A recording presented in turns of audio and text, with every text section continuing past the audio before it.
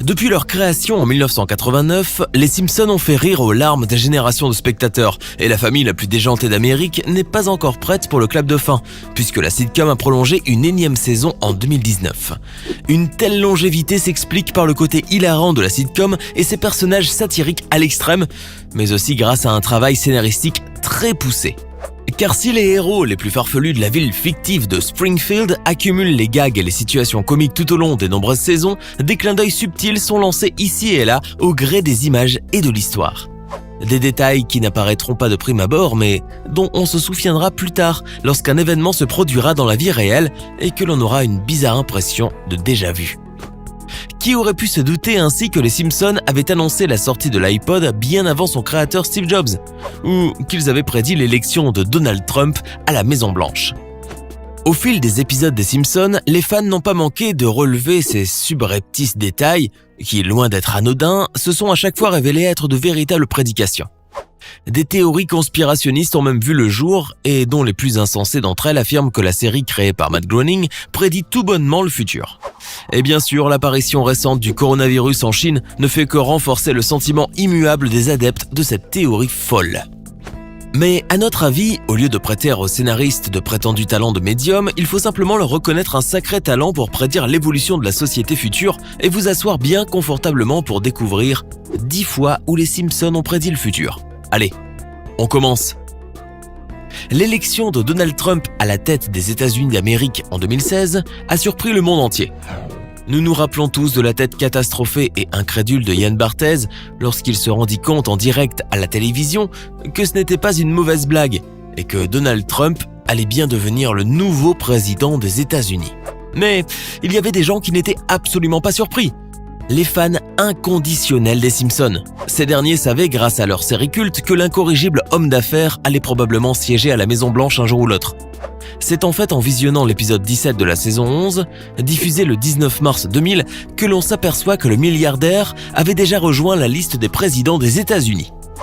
Cet épisode intitulé « Bart in the Future », référence au film Retour vers le futur ou Back in the Future en anglais, se déroule en partie en 2030 où Lisa va devenir présidente d'une Amérique ruinée par le président sortant qui n'est autre que Trump. Les Simpsons sont parvenus ainsi 15 ans à l'avance à faire une prédiction que les sondeurs ne sont pourtant pas parvenus à faire à peine quelques semaines avant le scrutin. Dans le 5e épisode de la 11e saison des Simpsons, intitulé « Une récolte d'enfer », Homer va devoir tenter de faire pousser des légumes. Mais sans grand succès. Il lui vient alors l'idée d'utiliser du plutonium comme engrais et contacte son collègue Lenny de la centrale nucléaire pour qu'il lui en envoie un peu. Peu après, le champ irradié va donner une récolte de légumes mutants avec des tomates déformées, ressemblant très étrangement aux tomates prélevées aux alentours du site nucléaire de Fukushima, au Japon.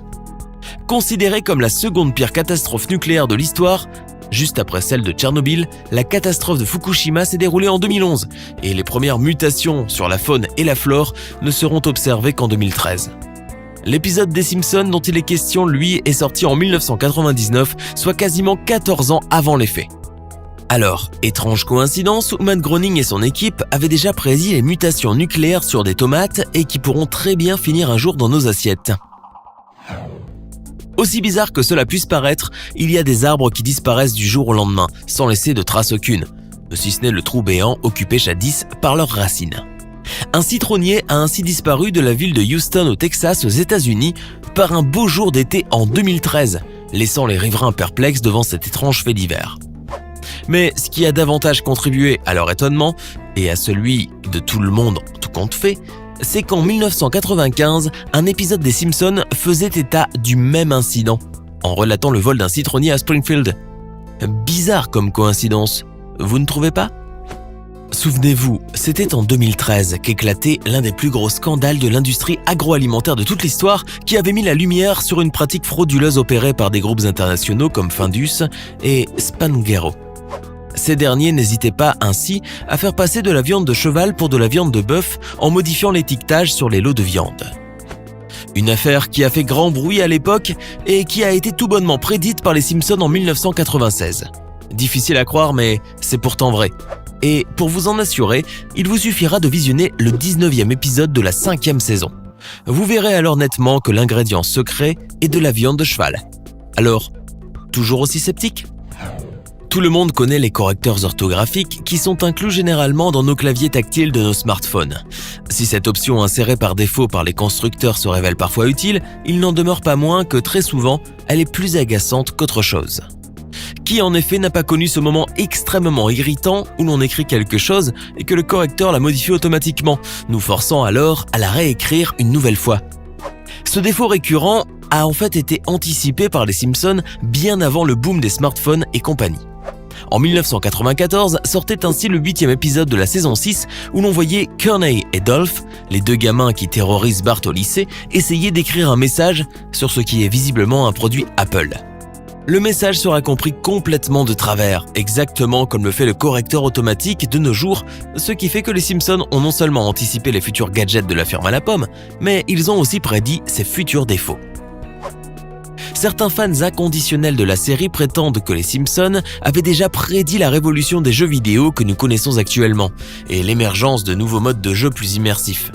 Mais certains vont encore plus loin en affirmant que les Simpsons ont introduit le jeu Farmville, ou du moins le premier simulateur d'agriculture.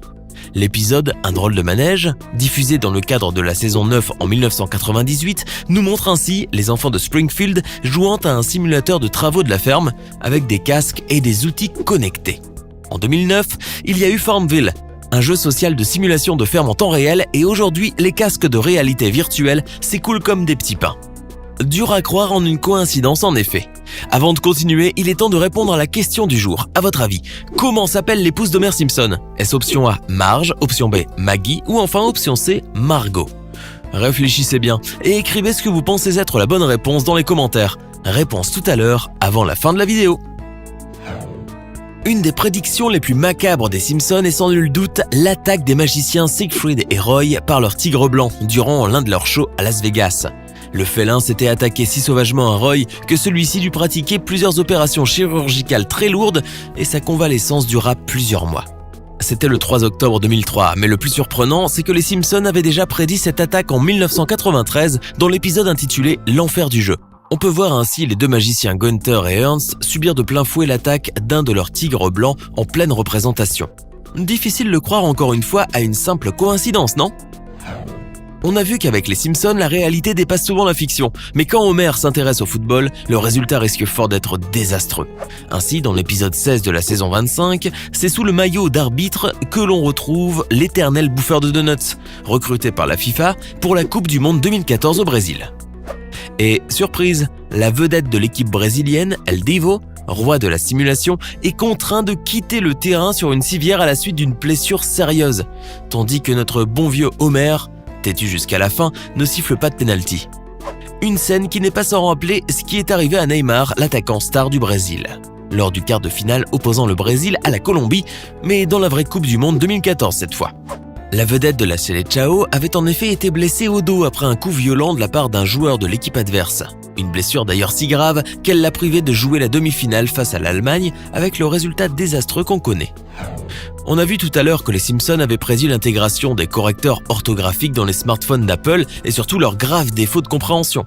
Mais les scénaristes de la sitcom culte avaient prédit aussi dès 1993 le futur design de l'iPod, qui ne fit pourtant sa sortie officielle qu'en 2001, soit 8 ans avant. En effet, dans l'épisode 5 de la 8e saison, intitulé Bart chez les dames, on peut voir le voisin coincé d'Homer, Ned Flanders, devant un interphone qui ressemble comme deux gouttes d'eau au fameux baladeur de la firme à la pomme. La ressemblance est si frappante que beaucoup de personnes croient carrément que le défunt Steve Jobs et son équipe puisaient leur inspiration en regardant les Simpsons. Une théorie qui n'est pas tellement farfelue finalement, quand on connaît l'influence qu'a eu la famille Jaune sur la pop culture.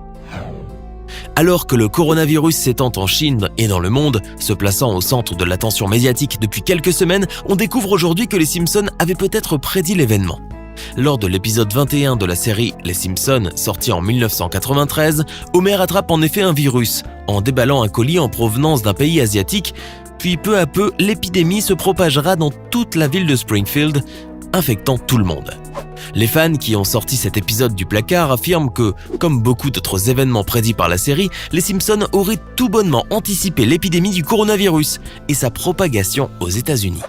Et depuis que le premier cas du virus a été décelé sur le territoire américain, cette hypothèse ne paraît plus aussi tirée par les cheveux. La psychose qui s'installe peu à mesure que la menace du virus grandit, pourrait même impacter très durement les géants du e-commerce, comme Alibaba. Car craignant d'être infectés par un colis en provenance de Chine, comme Homer, les gens n'achèteront plus rien. Les spécialistes ont beau annoncer que cette peur est totalement ridicule et que le risque de transmission est nul du fait que le virus a besoin obligatoirement d'un hôte vivant pour se transmettre, mais cela ne calme pourtant pas les esprits. Espérons seulement que pour cette fois, les scénaristes des Simpsons se soient trompés et que l'épidémie du coronavirus puisse être éradiquée rapidement. Alors que pensez-vous de ces incroyables prédictions des Simpsons, qui se sont finalement réalisées? Laquelle d'entre elles vous a le plus impressionné? Donnez-nous votre sentiment dans les commentaires.